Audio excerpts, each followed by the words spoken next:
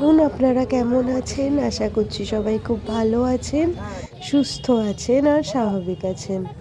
আজকের ভিডিওটা হতে চলেছে আমাদের পশ্চিমবঙ্গে বা যারা কিনা বাইরে থেকে দেখছেন, যারা কিনা বেঙ্গলি বা নন বেঙ্গলি রয়েছেন, তারা এই পশ্চিমবঙ্গের বা এই আমাদের বাংলার এই সময় কোনো পুজোর সময় খুব মিস করেন। প্রথমেই চলে গেছিলাম ফুলের দোকানে, আর তারপরেই চলে গেছি লক্ষ্মী মাকে ঘরে আনার জন্য, লক্ষ্মী ঠাকুর কেনার জন্য একটা দোকানে। এখানে প্রচুর মূর্তি আছে, আর প্রত্যেকটা মূর্তি এত সুন্দর দেখতে কি বলবো। বিভিন্ন ধরনের দামের এক একটা মূর্তি রয়েছে এখানে। আপনারা চাইলে এখান থেকে মূর্তি কিনে নিয়েও বাড়িতে যেতে পারেন। তো এরপরে একেবারে আসছি পরের দিন, লক্ষ্মী পুজোর দিন সকালবেলা। আমাদের বাড়িতে আজকে সরস্বতী পুজো, সেই জন্যই আর কি সরস্বতী মাকে বসিয়ে নিলাম। এখন পুজোর সমস্ত গোছগাছ শুরু হবে। তো চলুন সারা দিনটা আমাদের সাথে থাকুন। ঠাকুরের যে বেদিটা আছে সেই বেদিটা ফুল দিয়ে সাজানো হলো, আর কিছু ফুল আমি এরকমভাবে সাইডটাতে রেখে দিলাম যাতে কিনা ওই পুজো করার সময় আর কি সুবিধা হয়। তারপরে এখানে পুজোর জন্য ফল, চালকলা মাখার জন্য চালকলা, বিভিন্ন ধরনের মিষ্টি, ফল, গোটা ফল, শাক সন্দেশ। এই সন্দেশটা আবার আমাদের মাসি যিনি আছেন উনি নিয়ে এসেছিলেন। এখানে আছে ওই দধিকর্মার সমস্ত কিছু, পাশে ডাব রাখা আছে, আর সামনে যেটা ছাড়া পুজো ইনকমপ্লিট সেটা হলো খাগার দোয়াত। আমাদের বাঙালিদের ঘরে ঘরে প্রায় সব ঘরে ঘরেই সরস্বতী পুজো, লক্ষ্মী পুজো এই সমস্ত পুজো হয়ে থাকে। কথাতেই আছে বাঙালির 12 মাসে 13 পার্বণ, তার মধ্যে সরস্বতী পুজো অন্যতম। আর সাধারণত এই পুজোর সেরকম নিয়মের ঝামেলা থাকে না। আর যেহেতু আমার বর এমনিতেও মন দিয়ে ভক্তি ভরে পুজো করে, তাই আমাদের পুজোটা ওই করে আর কি। এখন এখানে ঘটে জল ভরা হচ্ছে, এরপরে ঘট স্থাপন, তারপরে বেদি প্রতিষ্ঠা, একে একে করে পুজো সমাপ্ত হবে। আজকে একটুখানি খিচুড়ি আলুর দমও করেছিলাম আশেপাশে যারা প্রতিবেশী আছে তাদেরকে দেওয়ার জন্য। আর এখন দেখুন ঘটে স্বস্তিক চিহ্ন আঁকা হচ্ছে। আর কিছুদিন ধরে আমার এত ঠান্ডা লেগেছে যে গলাটা পুরো চোখড হয়ে গেছে, তাই হয়তো আজকের কথাগুলো শুনতে ভালো লাগবে না।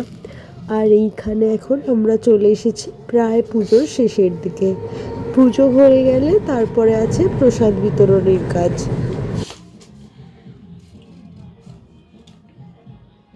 ওং আসনং রহং দেবসী যত কৃতং শোভাময়ং সর্বকালং ফলং দেবী বাগেশ্বরী নমস্তে ইদং রাজসং সং সরস্বত্যৈ নমঃ স্বাগত। ওং ভূর্ভুবঃ সর্ববতী সরস্বত্যৈ দেবী স্বাগতম সুস্বাগতম। ওং তস্য দেবী চরাচর সারে ভবিত মুক্তাহারে বি। আর পুজোর পরে এখানে হচ্ছিল প্রসাদ বিতরণের জন্য প্রসাদগুলো প্লেটে করে নিচ্ছি। আশেপাশে যারা থাকে তাদেরকে একটু দিয়ে আসা হবে। এইভাবে আমরা সাজিয়েছিলাম। তো চলো প্রসাদগুলো দিয়ে আসি। আর এখন এখানে ওই সন্ধ্যা দেওয়া হয়েছে ঠাকুরের কাছে। তো আজকে হলো সরস্বতী পুজো, কালকে গেছে, আজকে সরস্বতী পুজোর পরের দিন। আর সবার সরস্বতী পুজো কেমন লাগলো সেটা অবশ্যই কমেন্ট করে জানাবেন। ঠিক একটু আগে আমাদের যে পুজো করেছেন তিনি ঘট বিসর্জন করে দিয়েছেন। আমার বড়ি এবার পুজো করেছিল, তো আমাদের ঠাকুরের ঘট বিসর্জন হয়ে গেছে। হলো সেই দধিকর্মা, আর এখানে হলো মিষ্টি, ঠাকুরের মিষ্টি। আর এটা হলো ঘটি বাড়ির লোকেরা যেটা খায় আর কি, অনেকে এই মানে ঘটিদেরই। এটা হলো কি বলে এটাকে, গোটা সেদ্ধ। গোটা সেদ্ধটাকে আমি এই দেশীয়দের এটা আর কি ট্র্যাডিশনাল ফুড, যারা কিনা মানে অনেকেরই এই নিয়মটা থাকে, অনেকের থাকে না। এটা অনেকটা পার্বণের মতো। এটা বানাতে লাগে যা যা আইটেম লাগবে সব গোটা গোটা 6টা করে দিতে হয়। এটা মা ষষ্ঠীর উদ্দেশ্যে যেহেতু, তাই জন্য 6টা করে গোটা সবজি সেদ্ধ করে বানাতে হয়।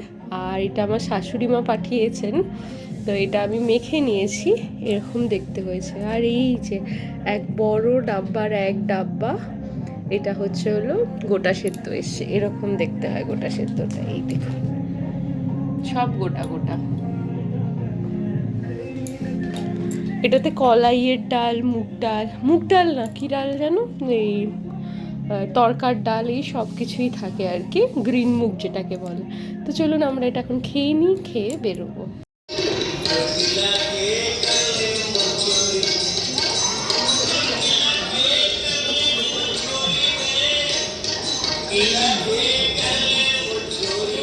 আজকে আমাদের বাড়ির সামনে এরকম পুতুল নাচ হচ্ছিল, সেটা দেখেই ভিডিওটা শেষ করলাম।